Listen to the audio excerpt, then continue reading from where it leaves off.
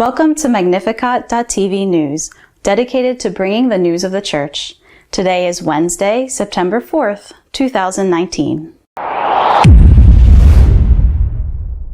Today, Wednesday, the Pope will journey to Africa, to 3 countries that have been so harmed by war. Emeritus Pope Benedict XVI has responded on critiques for his analysis of the causes for pederasty in the Church, saying that they forget God.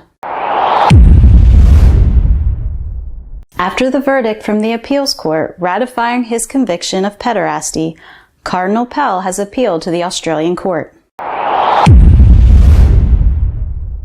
2 German bishops, the vice president of the episcopate among them, have written a preface to a book in favor of homosexual marriage and those kind of relations. Chilean Monsignor Piñera, the oldest bishop in the world, has been accused of sexual abuse, which allegedly would have occurred more than 50 years ago. His Holiness, Pope Francis, is traveling to 3 countries in Africa, 2 of which, Mozambique and Madagascar, are currently going through difficult political moments. The apostolic journey to the 3 African countries that Pope Francis will visit from September 4th to 10th will begin with the arrival of the pontiff at 1830 hours to Maputo, capital of the city of Mozambique. The arrival of Pope Francis to Madagascar is scheduled for September 6th at 4:30. The next day at 10:15, a meeting will take place with the authorities. Among the planned meetings are one at 6 o'clock with the youngsters and the Eucharistic celebration the next morning at 10 o'clock. The visit to the City of Friendship is anticipated at 1510 hours, while the prayer for the workers from the Mahatzana project is programmed for 1600 hours. Then, the speech from the Pope to priests, religious men and women, consecrated persons, and seminarians at St. Michael's School. On Monday, September 9th, the Pope will go to Port Louis in the Mauritius Island. There he will celebrate Mass at 12:15 at the Monument to Mary, Queen of Peace, and from there he will have a private visit to Fray Laval Sanctuary. In the afternoon, he will go back to Madagascar, and from there, on the 10th, he will fly to Rome. God is the great absence in modern theology. Such has been the response of Benedict XVI to critiques of his analysis about the causes of pederasty in the Church. Benedict XVI has dedicated some brief but poignant lines to respond to the critiques voiced against the statement that he released analyzing the root causes for the sexual abuse crisis in the Church. The Emeritus Pope addresses first a concrete critique that appeared in the Herder Correspondence as well as its source text, signed by Birgit Aschmann, Professor of European History of the 19th century at the Berlin Humboldt University. Benedict writes, "I think that in the 4 pages of Mrs. Aschmann's article, the Word of God is missing, which I have put at the center of the issue. He has written that a world without God can only be a world with no meaning. The Occidental society is one where God is absent from the public discourse and has no say.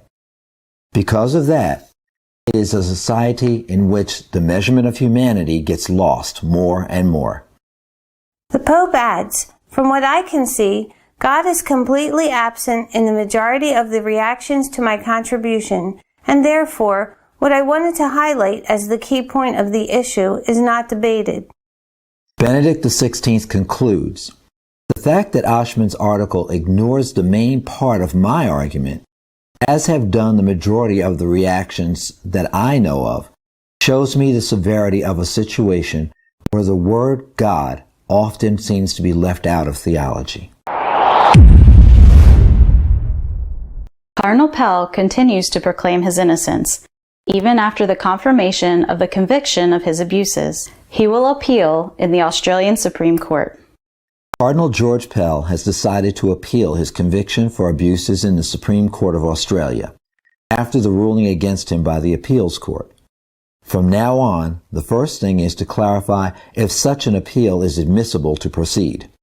Although in most of the cases where appeals are presented before the Supreme Court, they are not even admitted to proceed. In this occasion, it is expected that such admission will proceed, precisely because of the fact that Mark Weinger, one of the 3 judges from the Appeals Court of Victoria, stated the following in his private vote.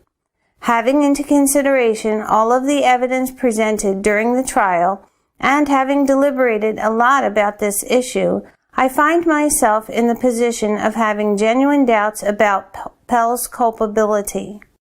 In light of the emphatic stance of Judge Weinger, it would be awkward if the highest Australian judicial body did not agree to revise a case, which has not only divided the Austral country's society, but has provoked a world debate precisely about the type of justice administered in that nation. The Vice President of the German Episcopate and another bishop are in favor of homosexual relations and have written a preface to a book which justifies those. The Vice President of the German Episcopal Conference and the Archbishop of Hamburg, Bishop Osnabrück, have written the preface of a book about the blessing of homosexual unions in the Church. The name of the book is With the Blessing of the Church, and it has the subtitle, Approach on Pastoral Work in Same-Sex Unions. The editors of the book are Dr. Stefan Luz, Dr. Michael Reitmeyer, and George Tretton. Tretton is a theologian, civilly married with another man, and is an organizer of the queer church services in Germany.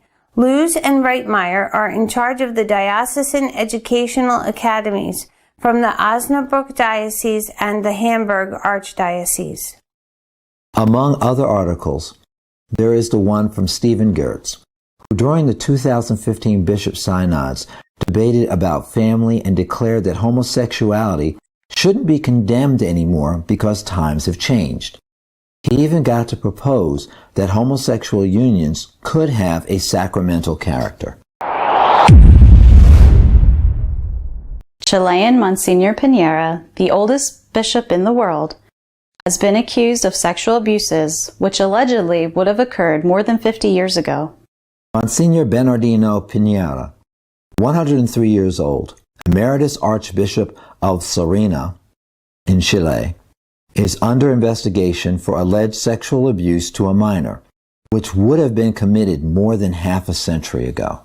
The Apostolic Nunciature of Chile declared that the Holy See has decided that an investigation will take place in order to check the claim for the alleged crime, which would have been committed more than 50 years ago. They also confirmed that they are in touch with the person who filed the complaint, and at the same time, we are respecting the presumption of innocence principle. Monsignor Piñera, who is also a medical doctor from the Catholic University and is the oldest bishop in the world, 103 years old, is also the uncle of Sebastián Piñera, President of the Republic of Chile. He was President of the Episcopal Conference of Chile between 1983 and 1990. He was ordained as a priest in April of 1947, and while he was the auxiliary bishop of Talca, where he was until 1960, he participated in the Second Vatican Council sessions. Our editorial this week is dedicated to commenting on the remarks of Benedict XVI in response to critiques he has received. Cuando el Papa emérito Benedicto XVI escribió aquel ensayo de 19 páginas como una aportación al encuentro que iban a tener en Roma los presidentes de las conferencias episcopales de todo el mundo para estudiar por qué se había producido el elevado número de sacerdotes pederastas, pequeño en el porcentaje, elevado en la cantidad. Y cuando después decidió hacerlo público porque aquella aportación suya no fue entregada a los obispos a los cuales iba dirigido, el Papa, estoy seguro, sabía que iba a montar un lío. Efectivamente, así ocurrió.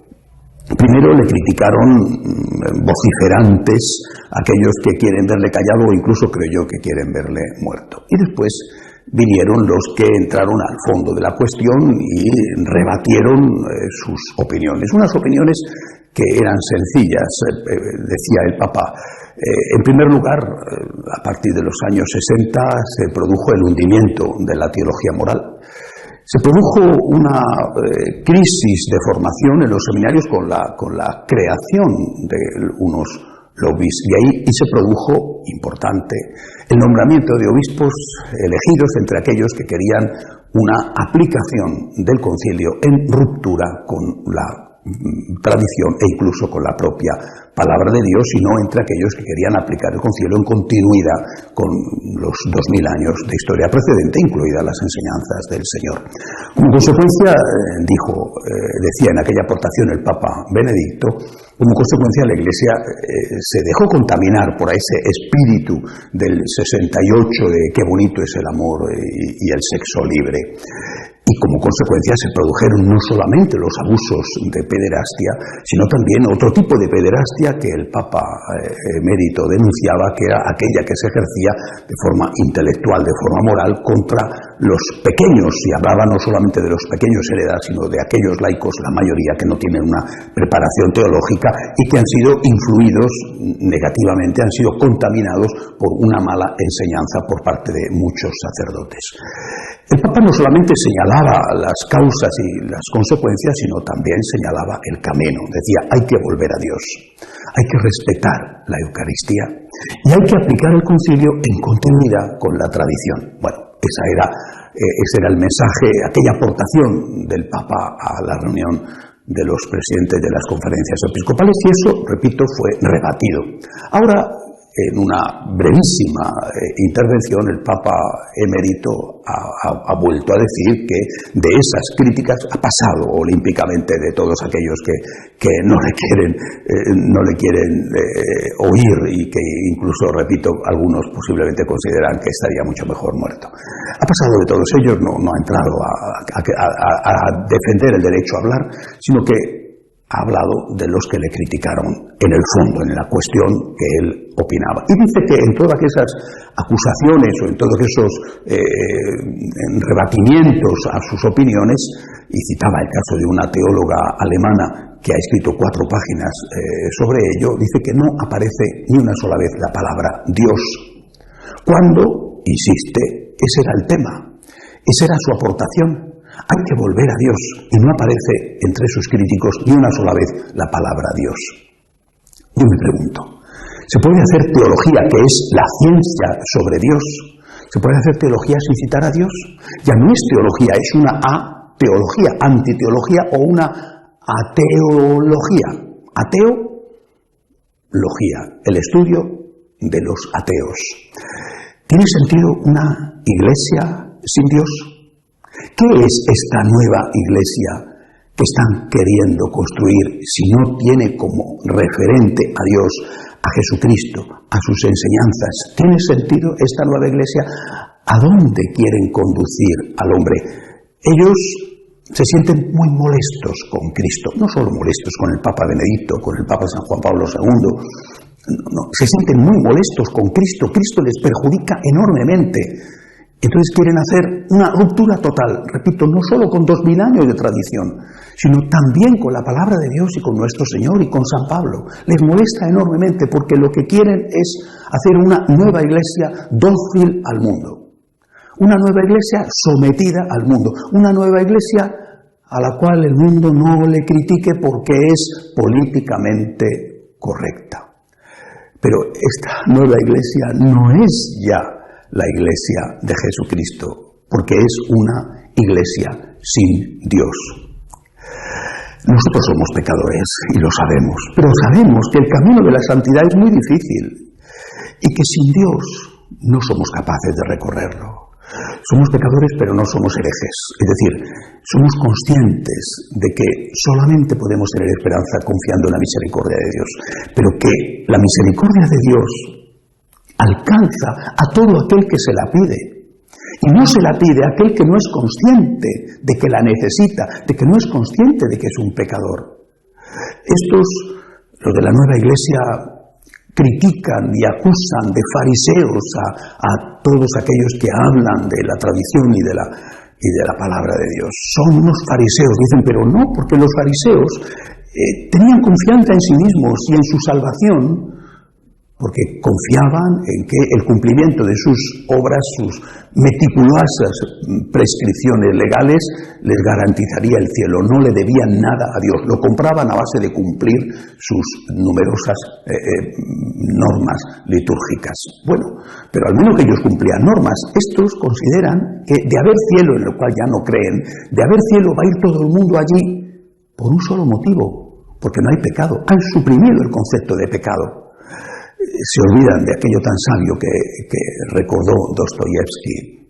Si Dios no existe, todo está permitido. Han suprimido a Dios, han suprimido el concepto de pecado y entonces evidentemente todo está permitido. Eso era lo que señalaba el Papa Benedicto en su aportación. Han suprimido a Dios y por eso hay que volver a Dios, porque si Dios no existe, todo está permitido. Chesterton decía, cuando el hombre no cree en Dios es capaz de creer en cualquier cosa.